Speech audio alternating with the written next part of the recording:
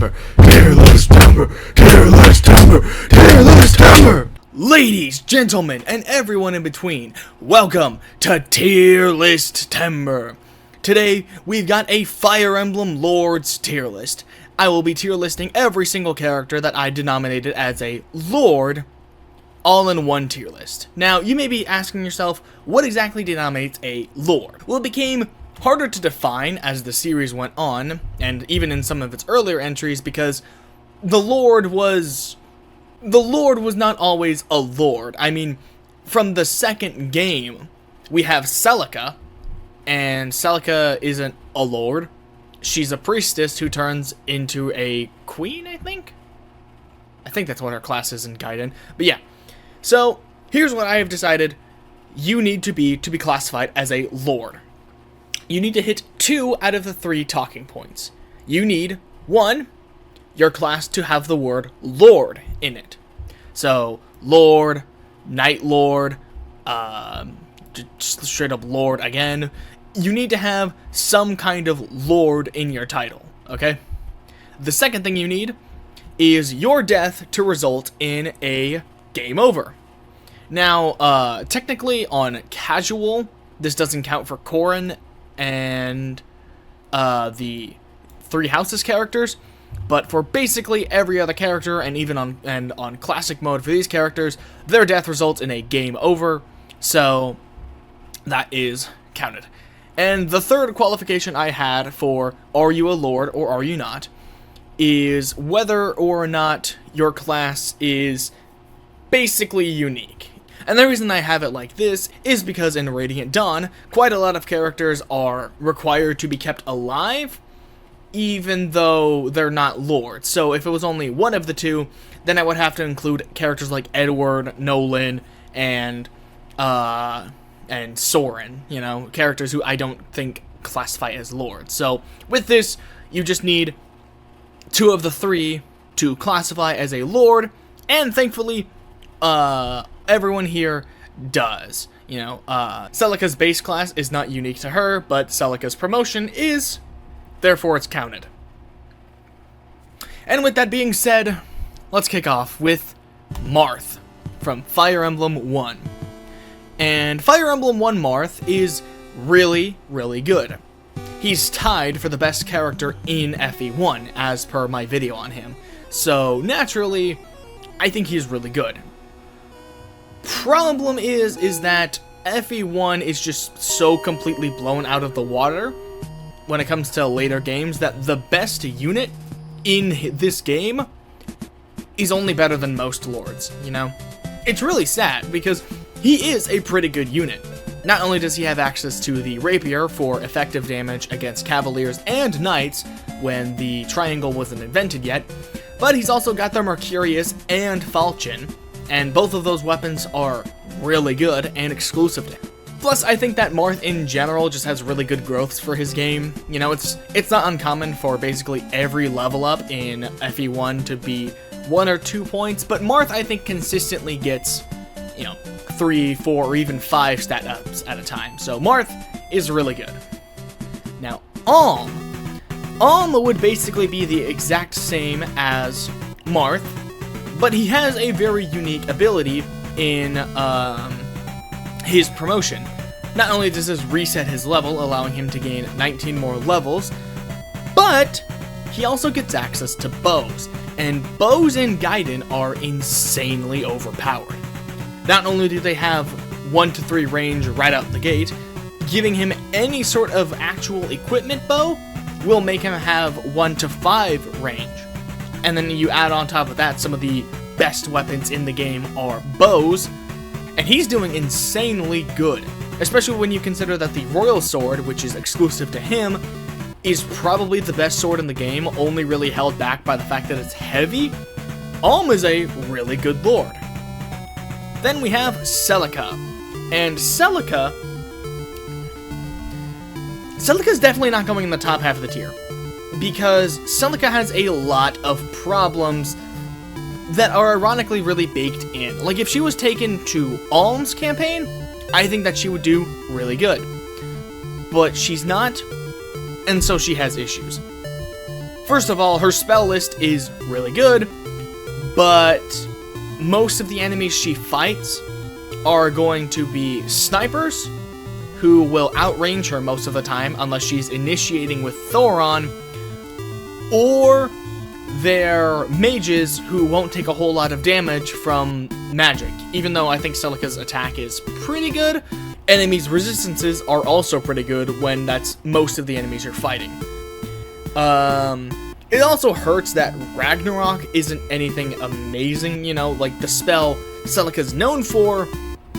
It's just a really powerful fire spell at the end of the day in Gaiden, so really, I don't think that Celica is amazing. She's definitely good because she's the first lord who could target resistance, and most enemies don't have amazing resistances, but when you consider the fact that she's fighting snipers and mages and dread fighters, she's not doing amazingly. She has a lot of flaws. And some of this is counteracted by the fact that she has access to swords, but those swords are probably better used on your Myrmidons or your dread fighters, you know. She doesn't really have high priority when it comes to swords, especially when you consider that she's probably going to want something that heals her to make it so she can spam magic more easily. Then we have Book 1, Marth, from Mystery of the Emblem. And Book 1 Marth, he's basically exactly the same as FE1 Marth, but with the game being a bit more balanced, meaning he's not as, amazing, and he faces stiffer competition from units who's gotten a lot better in the remake. I definitely think that he is still better than most, especially with his personal sword, Falchion, even if it doesn't have the attack ceiling ability that it did in FE1, it's still an incredibly useful and powerful sword that's going to help you immensely if you plan on using the Alm Staff, so I think he is really good. Next we have Marth from Book 2 of Mystery of the Emblem. Book 2 Marth is basically more of the same from the previous Marth. Not only does he have access to the Star Shards in Book 2, but he also has access to some new weapons and a smaller cast, so he has less competition. However, he has something the other versions of Marth, and the other lords so far, don't have. Easy access to capping every single stat he has. This is all thanks to a glitch in 1.0 versions of Mystery of the Emblem, or basically any version that's actually translated. Whenever you discover a hidden treasure, if you press buttons on your controller, then it will add specific numbers to the item's durability. This means that if you hold down Select, Y, and B whenever you discover a hidden treasure, then the treasure will have a durability of 214. This not only means you can have a physics staff that will last you reasonably throughout the rest of the entire game in Chapter 7, but this also applies to the hidden treasure in Chapter 11. This means that Marth's strength, defense, weapon level, skill, luck, HP, and speed can all be capped because you have a stat booster that can be used 214 times. Might as well max out all of his stats.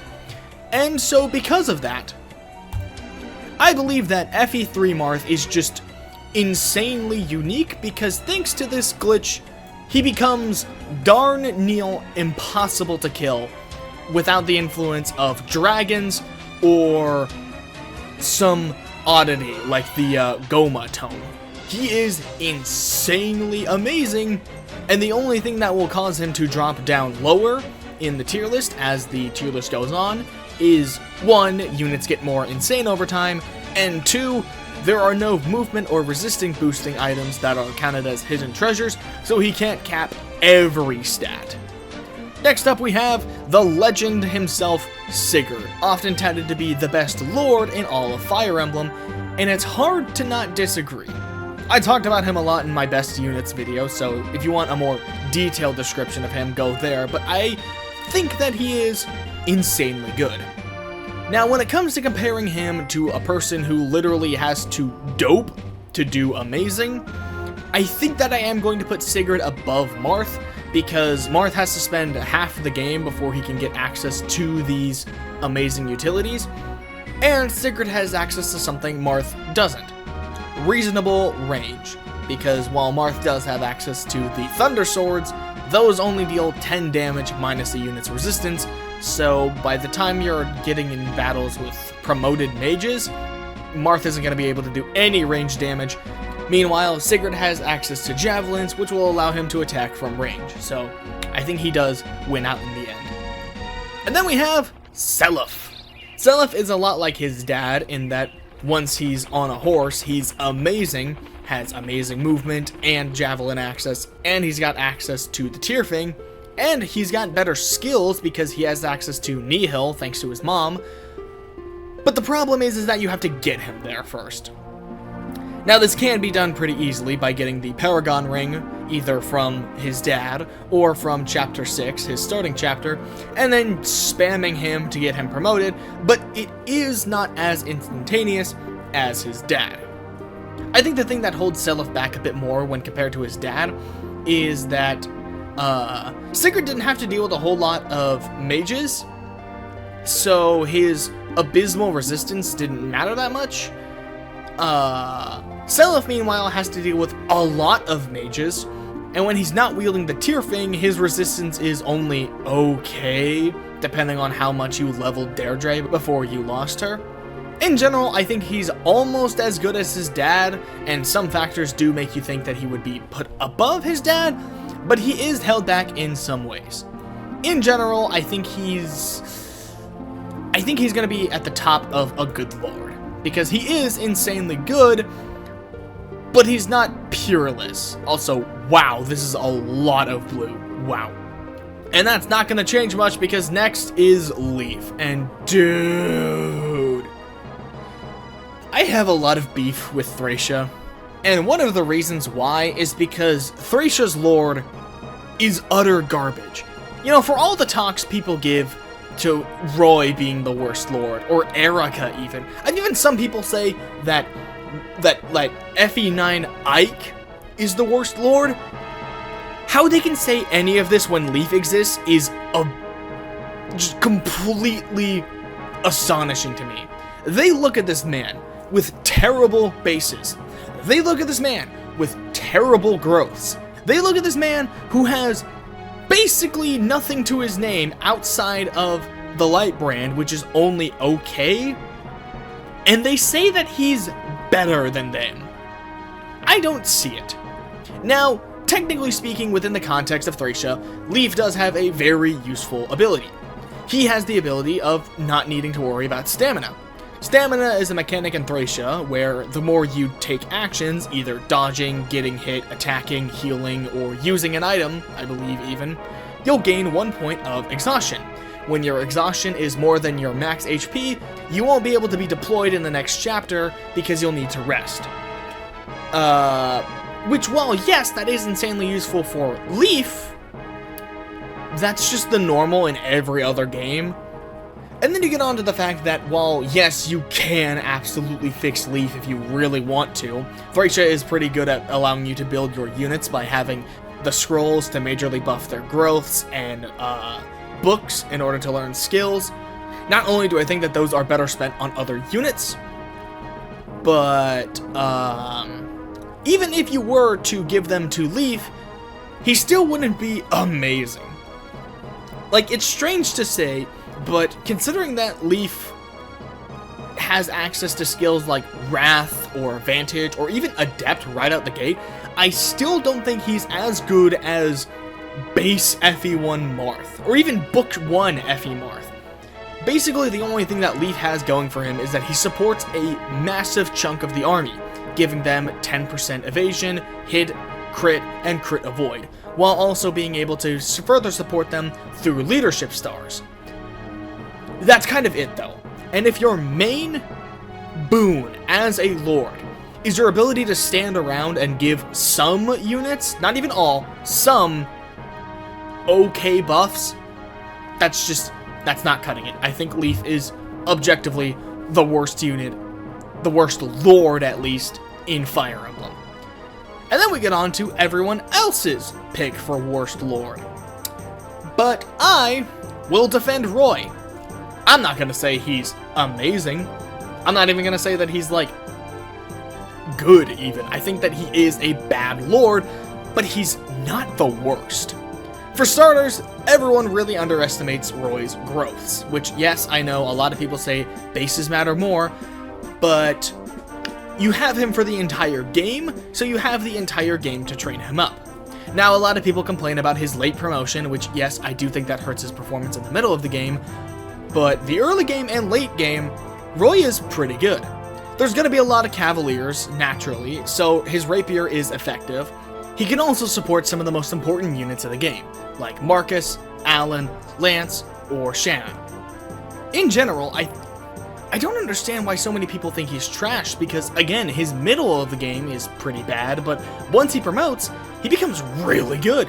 His promotion bonuses are some of the best I've seen for a lord, and he gets access to the Binding Blade, which is a consistent method of 1 to 2 range.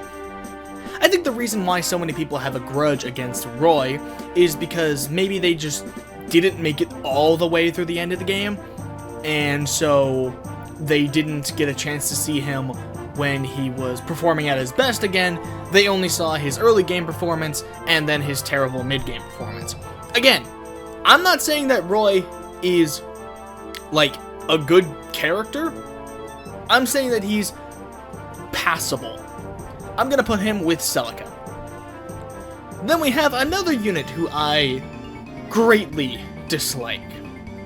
Lyn is a character who a lot of people gave me crap over for putting her as the worst unit in FE7. I will admit some of that is internal bias. Carla, who a lot of people said was worse than Lyn. Carla is bad, 100%. I do think she's bad, but I don't think she's horrible or the worst unit in the game, because while her unlock requirements are insanely difficult, she's not required for any map, and she's not insanely frail. Lyn, meanwhile, has just so many problems. Lyn is incredibly frail. She has a base defense of 2, and she has a growth of 20.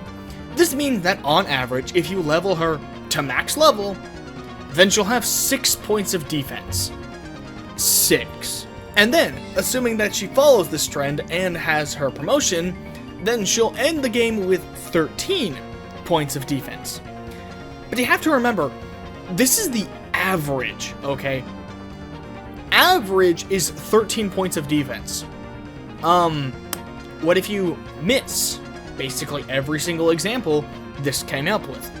That happened to me, and that really painted my opinion of Lyn, because she's required for the end game, and just about every single character could kill her. And I'd even put in the work to level her.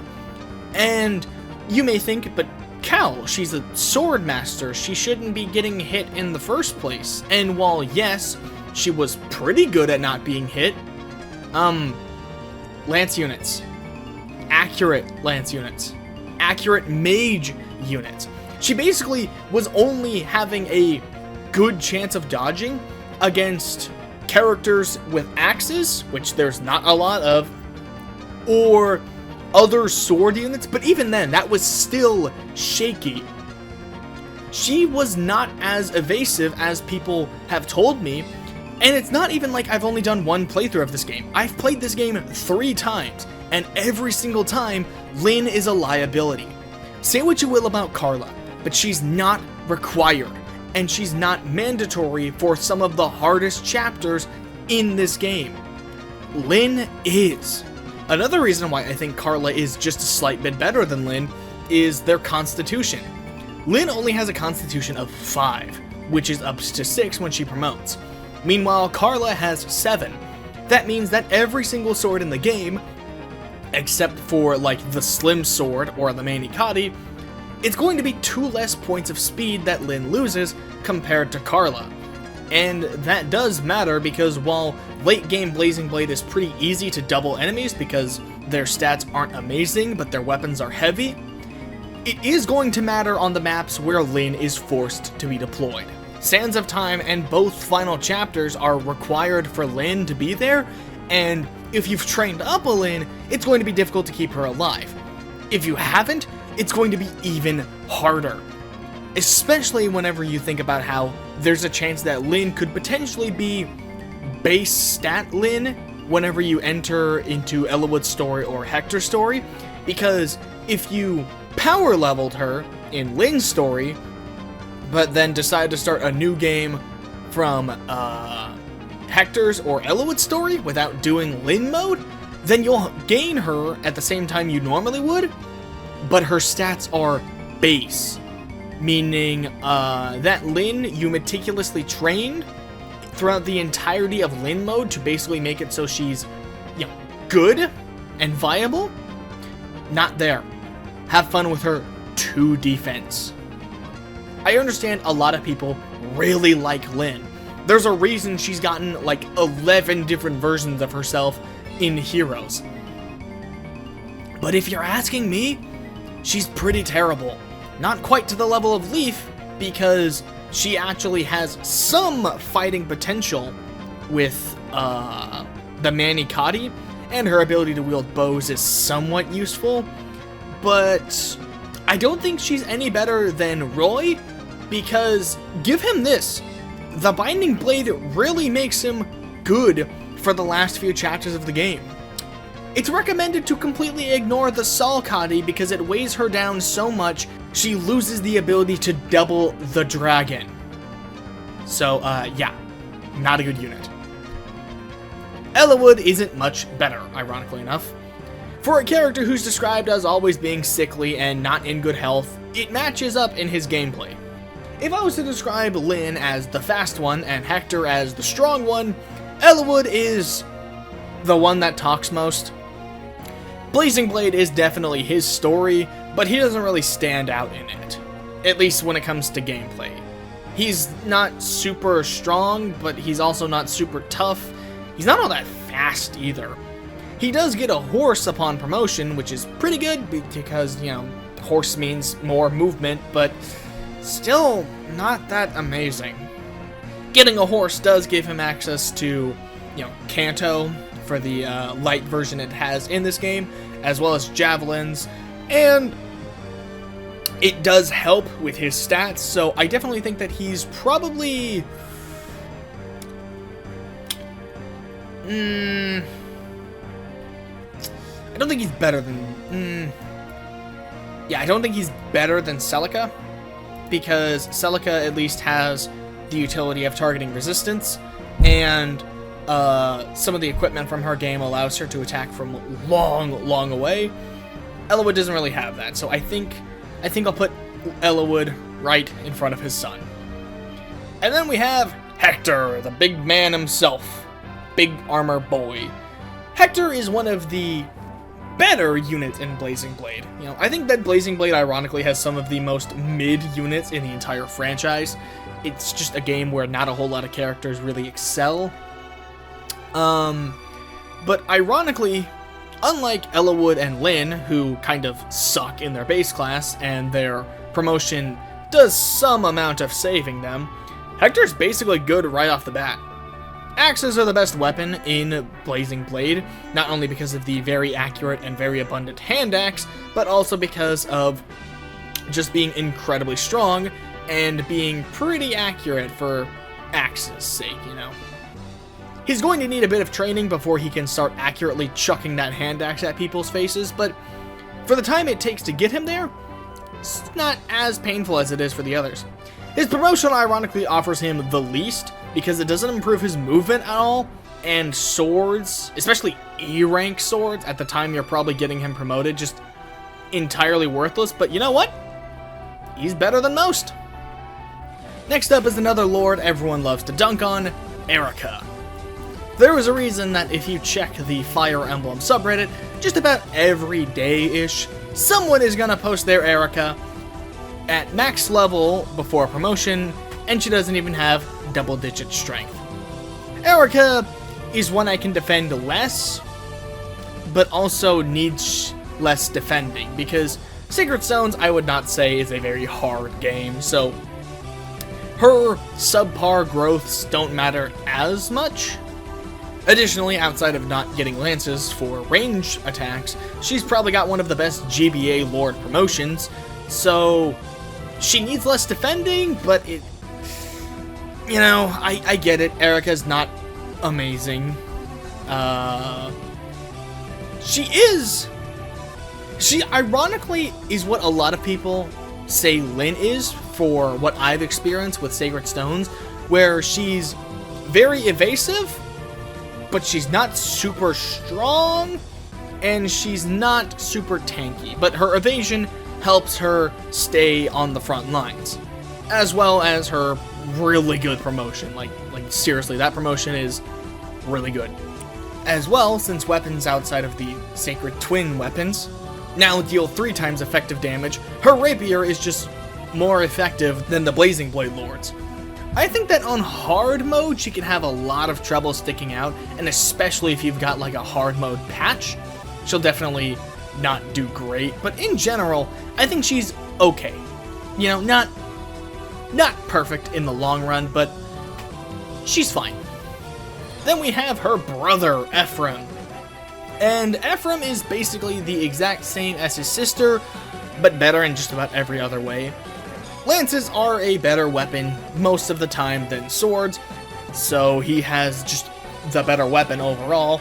Additionally, he has consistent range, unlike her, because javelins are everywhere and rune swords are not. He is also tankier and stronger without being that much slower, so he's not even held back at all by his speed stat. You know, you'd think that since she's faster, he would be stronger and it'd be like a nice balance, but no, he doubles just as much as she does.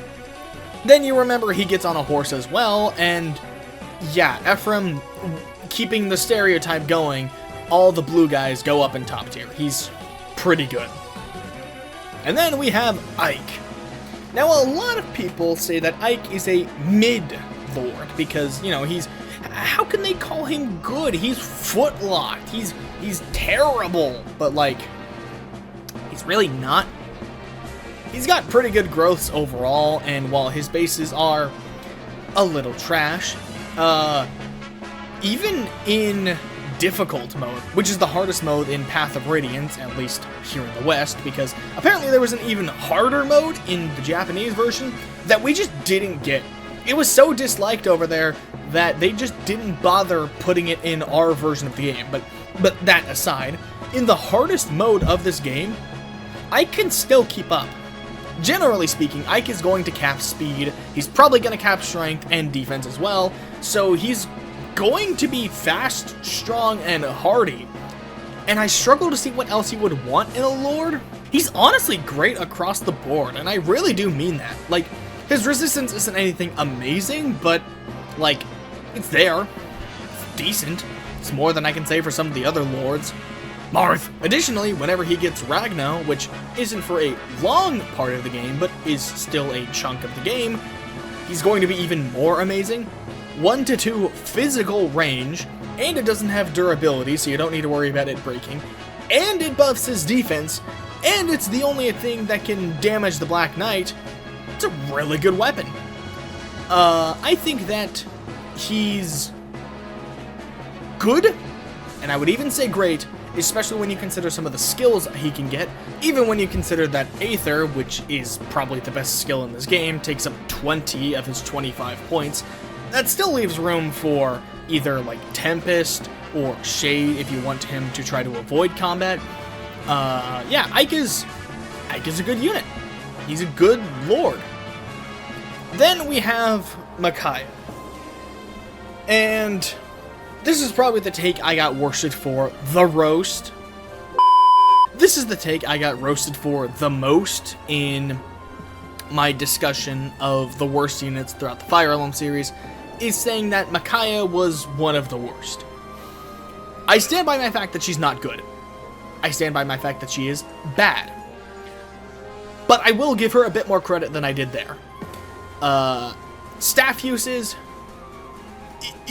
it is a utility to be able to wield a staff. Even if there are multiple characters who do it better, and are probably better spent using their turn on staffs, like Laura, her being able to wield staffs is a boon. That is a benefit.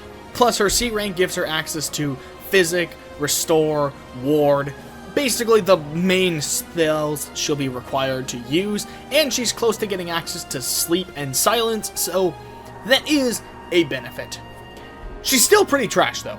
She still has terrible stats that even Bexp can only do so much. She's still completely and utterly useless most of the time, especially during the mid-game when you're fighting Lagoos that are extremely tanky or incredibly fast, and she is neither.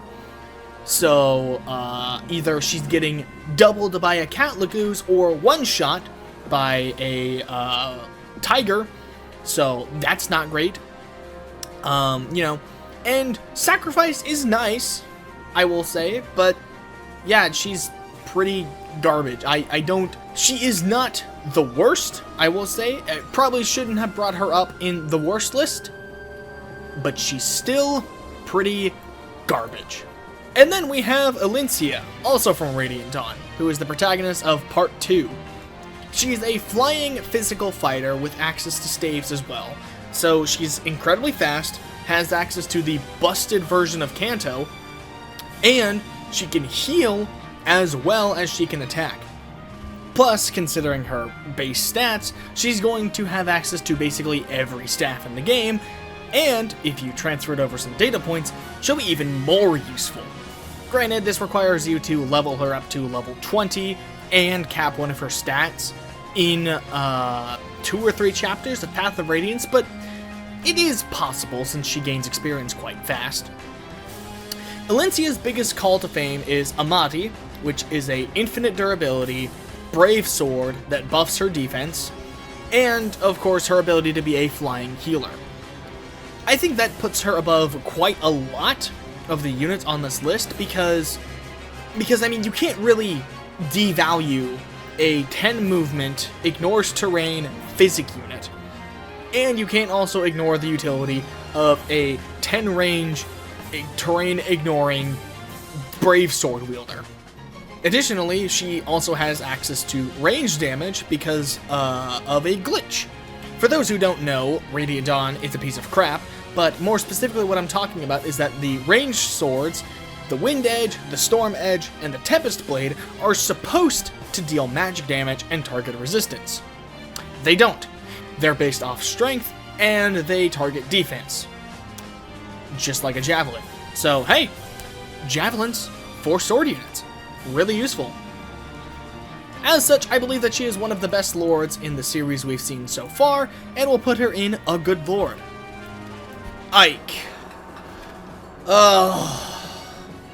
Radiant Dawn bugs me a lot, and one of the things that really annoys me is Ike's characterization and his it even reflects in his gameplay, because in Path of Radiance, Ike was just a guy. He wasn't amazing, he wasn't peerless, he wasn't even super strong. But he did his best, and that reflected in his stats, where he tried really hard. And if you put in the work to let him try, he's gonna be pretty good. Capping 3 stats consistently is not something that can't be underplayed. Meanwhile, in Radiant Dawn, Ike was turned into a emotionless monkey, basically. There's a reason why Japanese fans call Radiant Dawn Ike Gorilla Ike, because that's what he is in Radiant Dawn. He's dumb, and all he does is hit stuff. So he's got good strength and defense, but he's not much else. His speed took the biggest hit between games. Being able to cap it consistently to whatever the frick his speed is doing in Radiant Dawn is one of the worst changes. And he's still a good unit. He still hits hard, and Ragnell is still amazing, and you have it for a much longer period of time. but he's worse. And that's emblematic of my problems with Radiant Dawn. It took something really good in Path of Radiance, tried to make it more complex, and ruined a lot of it. It annoys me that Ike is required for so much of the end game of Radiant Dawn, because unless you cap his speed, which is a lot harder to do in this game, then he's going to really, really struggle with the end game. He's basically one of the few people who can fight Degenzia head-on, which, unless he's basically capped speed, he's only going to do one hit and then take one hit, which, considering that Degenzia heals like 40 HP at the start of his turn, yeah, that's not gonna fly. And that sucks. And he's also going to be probably one of the only characters with Nihil on them for the final battle, which means that he's going to be one of the few characters who can reliably attack the aura around Ashera. And that sucks, because he straight up can't double those. And while he's strong, I will never not say that. He is strong, he is durable, but he's not the same Ike I know. And so I have to put him in better than most. He's really good, but he got worse in between games, and I really don't like that. Next up we have DS Marth, and I'm going to be... That's not DS Marth. And I'm going to be talking about both of them because they're practically the same character, in that their games did not have the weapon triangle, and re-implementing the weapon triangle kind of ruins them. You know, it's a bit less egregious for New Mystery Marth, because they had already released Shadow Dragon, and so saw that Marth really struggled, and so they worked to change it. They did improve on him, but speed is basically the only thing Marth has to his name in Shadow Dragon. His strength is just alright, defense is just okay. And as you get higher and higher in the difficulties, he gets worse and worse and worse, to the point where in Hard 3, I believe it is, a capped Marth does not have enough speed to double Medius, and on Hard 4 onwards, he gets doubled by Medius. So the one thing you're supposed to do, you know, train Marth up, give him Falchion, and have him kill the Shadow Dragon, he can't do, because he's going to get obliterated by Medius' counterattack. And that is just definitively ew. He's terrible. Rapier can only take him so far, you know? They did do their best to improve on him in New Mystery, and he's improved a bit. He's definitely got some new growths on him, like everyone does in that game, and that helps him be a better unit. He's also got better stats just in general. You know, he's rocking a much better utility, and that's exemplified when, upon reforging the Binding Shield, it didn't really do much for Mystery of the Emblem Marth, but in this, it gives him +2 to all of his stats, which it's a minor boost, that's nice, but it's nothing amazing, you know? I think he's about Erica tier, you know, whenever I think about my playthroughs of both Sacred Stones, which I've done multiple of, and New Mystery of the Emblem, which I've only done one of, they kind of sit in my mind as basically acting very similar. You know, they're nice to have, but I need to always be careful with them and not rely on them too much. And then we have Chris. Chris is the first instance of an avatar, and I'm just gonna save us all time. I'm going to put all the avatars in the top tier, because the thing about an avatar is they want the avatar to be good, because they're a representative of you, the player. And so they don't want you to be trash, so they make sure that you've got really good stats and access to really good classes and skills. And so every single avatar is a different level of broken. Now, some of them do not equal the same levels of broken. Like, male Byleth is definitely worse than female Byleth, and I think both Corins are just kind of okay. But okay in the sense of, you could reasonably solo the game with them, but it's going to be challenging. Whereas, compared to female Byleth, can basically immediately run the game by herself. And that's kind of insane, you know? Yeah, all the avatars are just insanely broken for their all different reasons.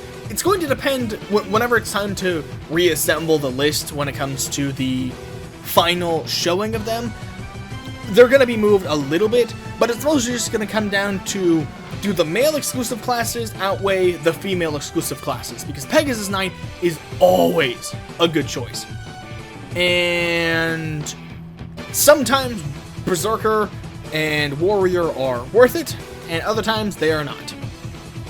But yeah, with that out of the way, and getting rid of much of the remaining list, let's get on to ranking the normal characters. Chrom. Chrom is a good unit. He's a bit outshined because, very ironically, everyone else in his join chapter is better than him. Yes, including Lissa. You know, you've got the meme Frederick, you've got Robin, the god that they are, and Lissa even, I'll say. She's really good. She can be both a strong, offensive melee fighter, or a absolutely amazing mage. Chrom, I think, is another one of the Hector archetype, where he's strong, he's defensive, and he's even hardy, but he's not that fast. I can definitely say, as someone who's done just so many runs of this game, I have played through this game way too many times, mostly to try to get as many S ranks as possible, but as someone who has used a lot of Chrom, he is strong, and he's defensive, and like every character in Awakening, he's a snowball, but he does lack a little bit, you know? It's telling that in Apotheosis, the hardest challenge in the entirety of Fire Emblem Awakening, you basically are required to put him in Sniper, because otherwise his speed is so poor, he won't be able to survive a lot of the things being thrown at him. And so, yeah, I think that's a good lord, but not a good lord, if that makes any sense. Alm is improved across the board, as one would expect from a remake, unlike Marth. He's got much better strength and speed. He's got access to weapons with some really good combat arts, not just more weapons in general, because they added more of them, thank God. But he's just doing really good for himself in the remake. He's got a lot more durability than he used to, and he's of course got access to bows upon promotion, which gives him access to the Killer Bow and Hunter's Volley.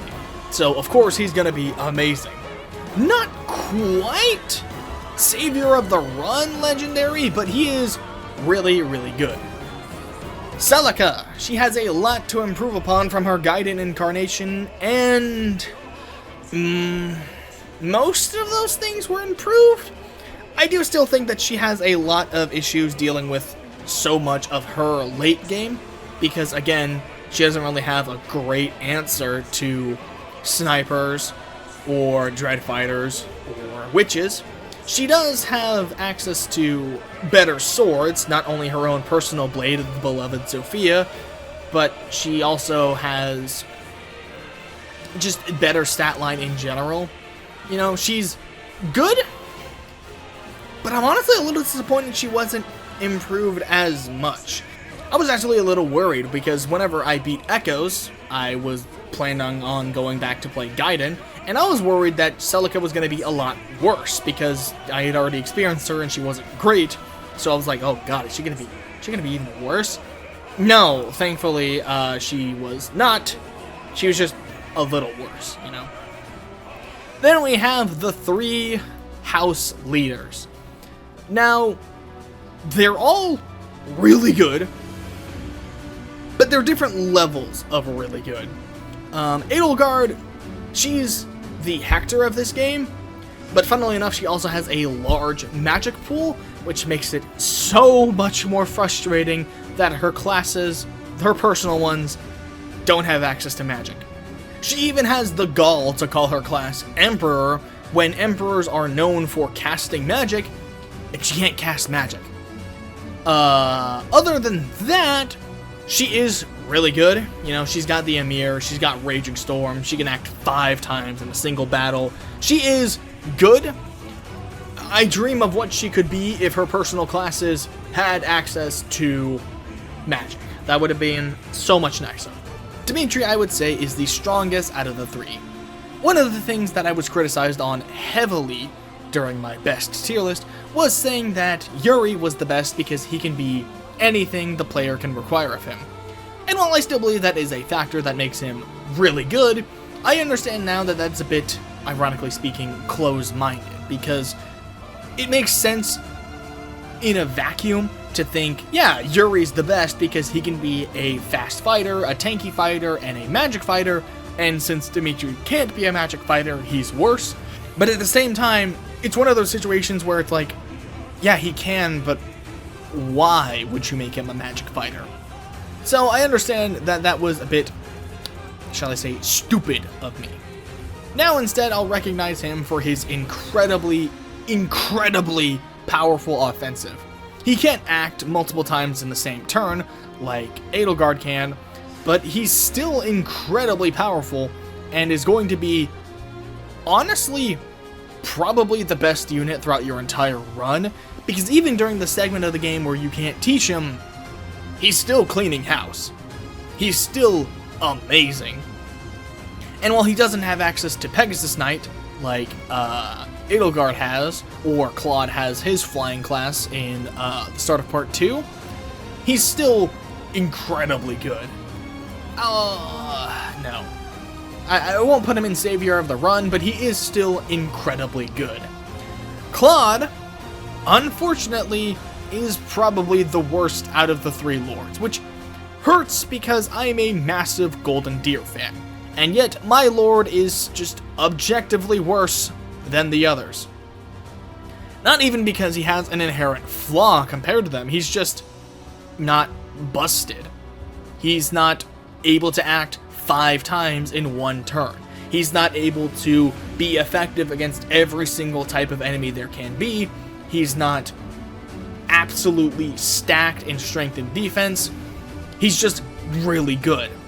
Failnut, I will say, is probably the best in terms of raw stats of the 3 lords' weapons, because a 2 to 3 range bow is really nice, especially when you tack on close counter, but yeah, I'm not gonna let my favoritism change my opinion and say that he's much better than he actually is. He's better than most lords, but he's really not amazing. He's really good, he's just not blowing anyone out of the water like the other lords are above him. And then we have the Engage lords. Alfred! Man, I wanted to like Alfred. A consistent problem in Engage is that the later you get a unit, the better they are. And yeah, you get him in Chapter 3. He is strong and defensive. That's really his only major benefit. His speed is trash, his con is pretty terrible, his HP even is not winning him any favors, I'll say. And I think the worst part about all of this is that it feels mean to bench him, because he wants to be helpful, even more than other characters. He wants to actively help you and be a good friend. He's just so unbelievably trash. I feel so bad for him. I won't put him in EU tier, but Yeah, no, he is garbage. He's just pretty terrible, I will say. Only really saved by the fact that Cavalier has some really good emblem effects. Like, obviously, there's Sigurd, but Emblem Celica getting +1 range is just a nice boon to have, among a few others. Then we have Celine, and I feel a lot of people sleep on Celine. A lot of people call her a jack-of-all-trades, master of none, because she has magic attacks and sword attacks, and upon promotion, staves, but I think she only has at max A in tomes. But still, that's pretty much most tomes in the game. Her stats aren't amazing, but she has access to Ignis, which can really help fix that flaw. She's pretty good, and she has access to some of the best weapons, especially if you're okay with doing a little bit of DLC or the free bonus stuff, like the Freikugel, if you're willing to be a little bit of a scamp, you know? Allchrist. Speaking personally, I've used both him and Etier, and being totally honest, he's not much better than her, you know? Like, he has access to Luna, which is nice, but it's not great. Like, a lot of people make fun of Temera because her personal skill is the only reason people really use her, but Luna is kind of in the same boat with Allchrist, except he's not even a defensive powerhouse. He's just kind of okay, you know? He doesn't even have a supermassive strength that can be carried over into a different class like Etier. And it also just feels a bit wrong to remove lords from their class, you know? Like, I understand that's a me thing, but it feels wrong putting him in Sniper when it feels like, no, he should be in French words I can't pronounce, you know? But he is okay. Diamant. And Diamant is really good. Much better than his brother, which his brother would also agree with. Basically, the only thing that's holding him back is his pretty bad speed and skill caps. Swords and axes are really good. Backup is really good. And then you add that with intense amounts of strength and defense, both personally and in his caps, and he's gonna be a brick wall that does a lot of damage. He's probably got one of the worst personal skills in the entire game with Fair Fight, but, you know, that's the only real thing holding him back, I will say. I'll even put him in Good Lord, but I don't think he'll be all too high whenever it comes time to measure everyone up to one another. And Ivy is basically the exact same thing as him, except for magic. She's incredibly magically strong, got really good resistance, but her speed is pretty trash, you know? She's got really good skills, and when she's really going, she is really going. Like even outside of, you know, Olwen strats, because everyone loves Olwen, like, if you just give her a strong tome and a bit of favoritism, especially with speed boosting meals, then she'll be dealing like 40 times 2. And that cannot be understated. Especially considering that she's flying, and, you know, flying also has some really good benefits. Not quite as good as backup, but flying is generally pretty good. Next we have Fogado, and look, I am an Engage defender. I really like Engage. I've played it 3 times. I've never used Fogado, so I can't really say one way or another how good he is. Like, even outside of his, even in his join chapter, I've barely used him. So, I don't know. He's probably good. And then we have my darling Temera, and look, I get it. Her strength is pretty trash, and it is terrible that IS basically said, hey, rely on her personal skill, otherwise she's not going to be doing any damage, really. Yes, I get it. That sucks. With that being said, I barely see any combat once she gets going and without her activating her personal skill. Like, it happens all the time, and it's not even just a 100% or 50% bonus to her strength. It's 150% of her defense, which is really high, gets shoveled directly into her strength, and that is insane. Combine that with the fact that she's pretty fast and pretty tanky because, again, defense is insanely high to make up for Sandstorm, and she's got a lot of things in her favor. I understand that the trepidation a lot of people might have when leveling her up, because, yeah, before she promotes, she can be kind of trash, but once she does promote, she's really good. Please, if you haven't tried Tamara, try her out. She's really, really good. And then we have Hortensia, who I called the best unit in Engage, and I am sticking with that, and so I'm obviously going to put her in Savior of the Run, because I think that her utility is so tremendously good, it outweighs her objectively terrible combat, you know? Being able to use all staves from one farther tile away, being able to send units with warp one further tile away, being able to, you know, do all these extra abilities, and having a decent chance to not consume a single staff use. I mean, even if we assume that she doesn't gain a single point of dexterity between level 19 and promoted level 5, outside of what she gets from promoting itself, which, considering her 45% in that stat, it's unlikely to never proc it at least once. But assuming that it does, that's a 22% chance to just not consume a staff use.